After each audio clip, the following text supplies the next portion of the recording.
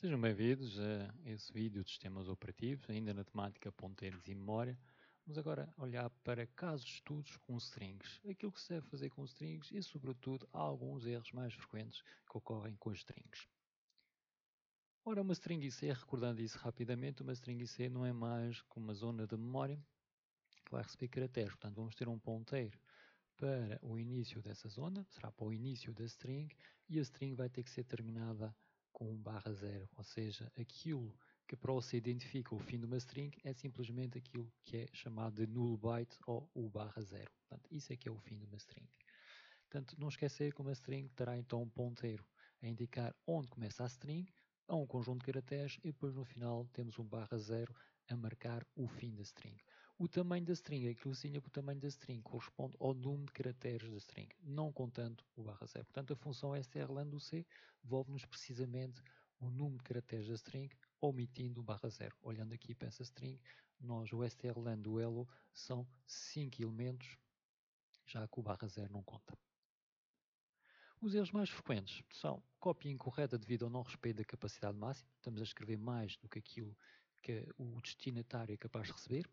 Erros devido à omissão do término string, esquecemos do /0, truncagem, copiamos apenas parte, e escrita para além da memória.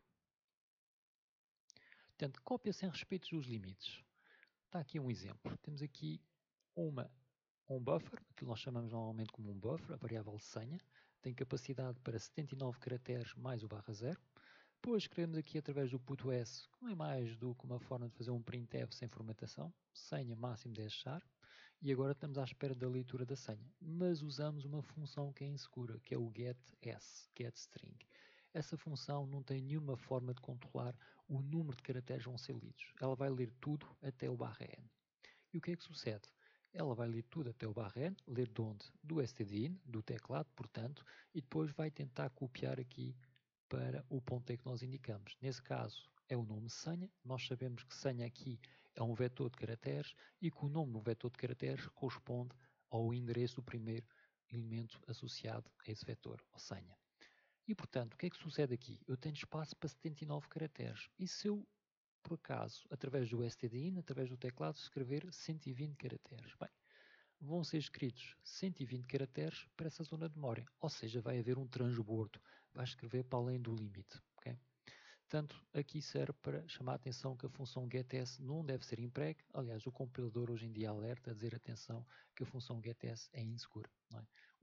Essa situação é conhecida na literatura anglo-saxona como unbounded string copy, ou seja, é uma cópia sem limites, não existe fronteiras. Estamos aqui à mercê do utilizador, no sentido que estamos a ler dados do utilizador que pode, maliciosamente ou erradamente, estar a colocar mais do que os 79 caracteres. Nós temos espaço através da nossa variável, do nosso vetor de caracteres senha. Outros exemplos em que isso possa acontecer, aqui usando o argv. Portanto, como nós sabemos, o argv índice 1 será o primeiro argumento da linha de comando, o argv índice 2 será o segundo argumento. Portanto, quando nós fazemos aqui a string copy, é uma cópia, estamos a indicar que o conteúdo que está aqui indicado por argv de 1 vai para o nome. Temos capacidade para 255 caracteres mais 1.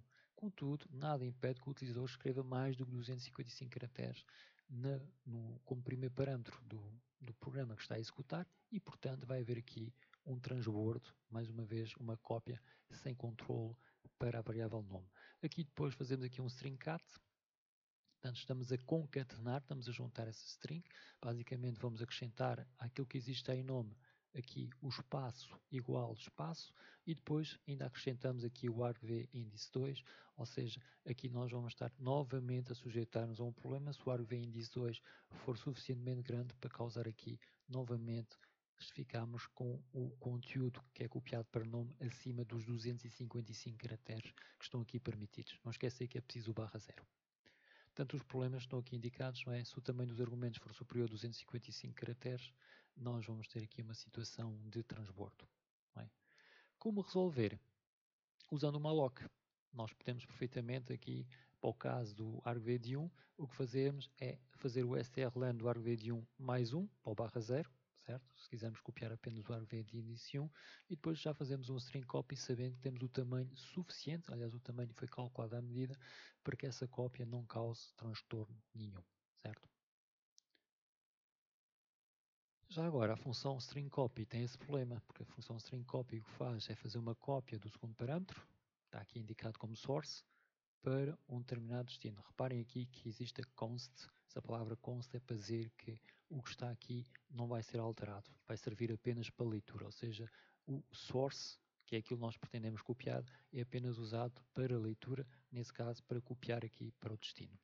O problema do strcopy é que não verifica, não tem nenhuma forma de nós limitarmos a cópia, ou seja, ele vai pegar no que está aqui indicado, portanto na string cujo endereço inicial é source, e vai copiar tudo até o /0 para o destino. Se o destino não tiver espaço suficiente, nada disso é tido em conta e, portanto, vamos ter aqui novamente um problema com excesso de escrita para uma string de destino. Por isso, o C99 trouxe a função strncpy, ou seja, esse N aqui é um parâmetro adicional que está aqui, que é um size_t, que é para indicar que é um tamanho, que é o número máximo de bytes que podem ser copiados para o destino. Ou seja, ele vai copiar na mesma source para destino, mas apenas até o limite de n, não é? Portanto, o que nos permite evitar situações de transbordo, já que nós vamos colocar o n como sendo igual ao tamanho máximo de destination, aqui o dest, menos uma unidade que será para indicar o /0. Atenção, que mesmo usando o strncopy, como está aqui indicado, nós somos responsáveis por garantir que há um /0 e fazemos dessa forma, não é? Se tivermos uma string dest com capacidade, ou uma zona de memória com capacidade para n bytes, nós vamos ver aqui o resultado, portanto, se o n for maior que 0, obviamente, o destination de n-1 tem que ser igual ao /0. Aqui, quando nós usamos o strncopy em combinação com o código que está aqui na linha de baixo, temos a garantia que a nossa string será sempre fechada. Pode haver aqui truncagem, o source não ser totalmente copiado para o destination, mas pelo menos não temos problema no sentido que não vamos estar a escrever numa zona de memória que não pertence, nesse caso, à string destination. Portanto, o C99 trouxe algumas funções com alguma segurança acrescida. Uma delas já vimos foi o strncopy. Outra foi o fgetS em lugar do getS. Portanto, o fgetS tem também um parâmetro de tamanho para evitar que se possam copiar mais do que o número de bytes definido como limite. E o snprintf em lugar do sprintf. Novamente, cada uma dessas funções tem um parâmetro n que nos permite indicar qual é o tamanho máximo que é comportado pela string de destino. Portanto, temos aqui um exemplo agora que é nós podemos estar a usar apenas o C tradicional sem necessidade de recorrer a funções para fazer um conjunto de operações, não é? Fazer cópias de strings, etc, etc, não é? Aqui está o exemplo de uma cópia de uma string e que nós estamos a fazer a cópia do argv, nesse caso do argv de 1, não é? Para a string buff que está aqui indicado. Aqui novamente a pergunta é: o código é seguro? Não, não é seguro, porque estamos dependendo do tamanho do argv de 1. Se o argv de 1 tiver 128 ou mais caracteres, nós vamos ter aqui um problema no buff quando começarmos a escrever na posição 128 e mais além. Portanto, é algo que nós vamos ter que ter em conta, que é ter sempre o cuidado do nosso código, verificar de facto se não existe a possibilidade do input, nesse caso do utilizador, poder causar um transbordo, um transtorno na nossa aplicação. Portanto, o que nós falamos aqui várias vezes é um transbordo da memória, é quando basicamente estamos a copiar um conjunto de bytes, nesse caso octetos, são 11 octetos, para um destino que só tem, por exemplo, capacidade para 8. Mas se fizermos isso e estivermos a copiar os tais 11 octetos, vamos estar aqui a escrever numa posição que já não pertence à estrutura de dados, está aqui assinalada a azul, e portanto estamos a criar aquilo que se chama overflow. O overflow pode dar origem a problemas de segurança, portanto, normalmente são designados por buffer overflow ou buffer overrun, e se fizerem uma pesquisa através do vosso motor de busca preferido sobre buffer overflow e buffer overrun, veem que é uma das situações mais frequentes que causa problemas de segurança nas aplicações. Quando eu digo problemas de segurança, não é apenas problemas nos crash da aplicação, mas permite controlar, por exemplo, um computador à distância se conseguir fazer o buffer overflow de forma conveniente, ou seja, um atacante malicioso pode tirar partido dessa fragilidade, não é? Portanto, aqui o porquê dessa situação toda, o que é que sucede quando há um transbordo de memória, não é? Simplesmente, eu tenho aqui um exemplo, um C índice 5, portanto um vetor com capacidade para 5 elementos e agora estou a usar o índice. O primeiro índice não pertence ao vetor, estou aqui a atribuir um valor menos 1. Estou a escrever para além daquela zona de memória, ou seja, o vetor C que está aqui vai ter aqui reservado na memória 5 posições, 1, 2, 3, 4, portanto estão aqui 5 posições, não está aqui muito correta a figura nem à escala, mas não faz mal. E o que nós estamos a tentar escrever é aqui, como se pertencesse ali ao vetor, obviamente que é na posição de memória seguinte e, portanto, poderemos estar a escrever noutra variável. Se calhar aqui está outra variável. E nós estamos a escrever no byte, num dos bytes que pertence à outra variável, e, portanto, estamos aqui a alterar o conteúdo dessa variável. Certo? Portanto, como eu disse há pouco, buffer overflow ou buffer overrun são as principais razões, ou das principais razões, para problemas nas aplicações. Não é? Um dos exemplos é o endereço de retorno na pilha. Lembram-se que a pilha, numa stack, temos sempre aqui uma stack frame, temos aqui um endereço de retorno, não é? Endereço de retorno, vou aqui escrever ER, e esse endereço de retorno, se eu tiver novamente com um problema de transbordo, posso estar aqui a escrever por cima do endereço de retorno e, portanto, a falsear quando a função terminar para onde é que ela deve retornar. E essa é uma das formas que é emprego para conseguir ter uma aplicação a ser controlada por alguém malicioso. Okay? Portanto, aqui são inúmeros os exemplos de buffer overrun. Aqui um exemplo que eu nem diria que é famoso, são um dos muitos, não é? E aqui esse buffer overrun até permitia a execução remota de código, ou seja, remotamente alguém malicioso conseguia executar código na máquina remota. Aqui está, a falha estava ligada ao serviço DNS, a uma implementação de DNS que era da glibc na versão 2.9, não é?